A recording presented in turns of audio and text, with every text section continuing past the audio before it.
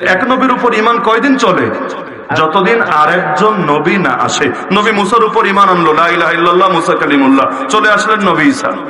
ইহুদিরা বলল মানি না। মানে না তো মানে না, ঘর ঘেরাও করে ফেললো, জবাই করে মেরেই ফেলবে, শুলিতে চড়িয়ে হত্যা করবে। আল্লাহ নবী ঈসাকে উঠিয়ে নিলেন আসমানে, ওরা মারতে পারলো না। উল্টা যে ঘরে ঢুকলো নবী ঈসাকে ধরতে, আল্লাহ মুহূর্তে ওর চেহারা বদলায় দিলেন। ওর লোকেরা এসে ওরা ধরে শুলিতে লটকাইয়া দিল নবী ঈসা ভেবে আসলে সে নবী ঈসা না, ওদের লোকই বটে। মারার পরে এখন চিন্তায় আমাদের লোকটা গেল কই, ওরা দেখি না কেন। খুঁজতে খুঁজতে পরে কাপড় চোপড় সব আলামত সব মিলে দেখে হায় হায় কামটা কি করলাম, নবী ঈসা ভাইবা তো নিজেদের লোককেই লটকায় দিলাম। আজীব ব্যাপার স্যাপার। তাহলে ওরা ধ্বংস হলো কেন, আল্লাহ লানতে পড়লো কেন? ওরা কোন নবী মানে না তা না, নবী মুসাকে মানতো কিন্তু নবী ঈসাকে মানতো না। আমার নবী যখন আসলেন অনেকে নবী মুসাকেও মানতো, নবী ঈসাকেও মানতো, নবী ইব্রাহিমকেও মানতো, আমার নবীকে মানতে রাজি হলেন না।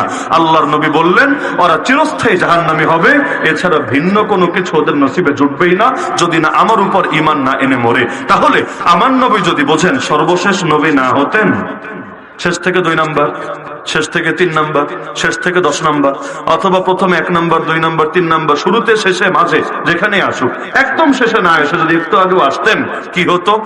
আমার নবীর উপর ঈমান আনলেই কিয়ামত পর্যন্ত মুক্তি মিলতো না।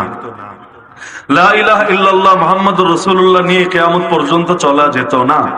বরঞ্চ আরেকজন যখন চলে আসতো আমার নবীর উপর ঈমানে মুক্তিতে যথেষ্ট হতো না, তার উপর ঈমান আনা লাগতো, কালেমাও চেঞ্জ করা লাগতো, নতুন করে তারেও নবী মানা লাগতো। তাহলে আমার নবীর শানটা এসে খাটো হতো নাকি হতো না?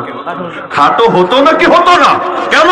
কারণ তার উপর ঈমান কিয়ামত পর্যন্ত যথেষ্ট হচ্ছে না, আরেকজন আসা পর্যন্ত যথেষ্ট হচ্ছে।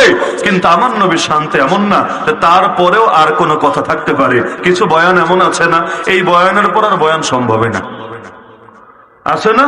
মানে ওনার পরে আর কথা বইলে কোনো লাভ নাই, এইটাই শেষ, এরপরে আর আলোচনা বাড়ায় কোনো লাভ নাই। মনে করেন এখানে যদি মাওলানা মামুনুল্লাহ সাহেবকে আজকে বসানো হয় উদাহরণ হিসাবে, ওনাকে আপনি বয়ান দিলেন 10টা থেকে 11টা, এরপর আপনি মনে করেন স্থানীয় একজনকে বসালেন, সবাই তো বসে থাকবেন তাই না শোনার জন্য? সবাই থাকবেন না কেন?